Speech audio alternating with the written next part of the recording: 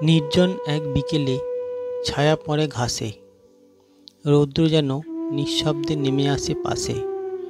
পাতাহীন বটগাছ একা দাঁড়িয়ে আছে, কোনো এক স্মৃতির খোঁজে মনটা শুধু ভাসে।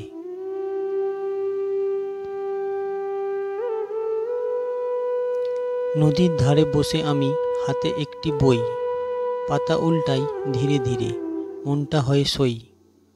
ছোট্ট পাখি দূরে ডাকে, গানের মতো শোনায়, কিছু পুরনো দিনের কথা হঠাৎ মনে করায়।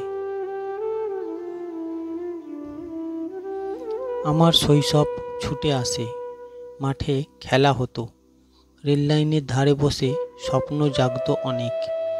তখন সময় ছিল ধীরে, গল্পের মতন কালে, একটা ছোট্ট হাসিতে ভরে উঠত গালে।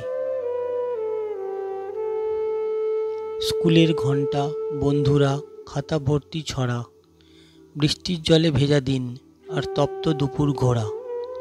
মায়ের রান্না, বাবার ডাক, দিদির হালকা রাগ, সব মিলিয়েছিল যেন সুখের এক বিশাল ভাগ।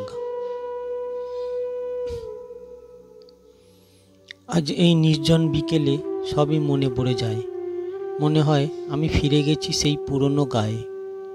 কিন্তু সময় তো চলে যায়, কারো জন্য থামে না, স্মৃতি শুধু থেকে যায়, জীবন কিন্তু থামে না।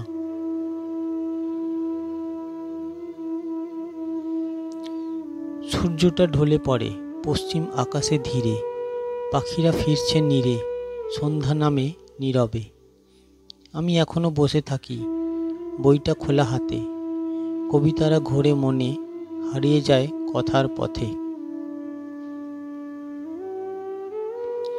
তবু এই বিকেল ভালো লাগে, স্মৃতিরা পাশে থাকে, জীবনের চলার পথে কিছু শান্তি দেয় আঁকে।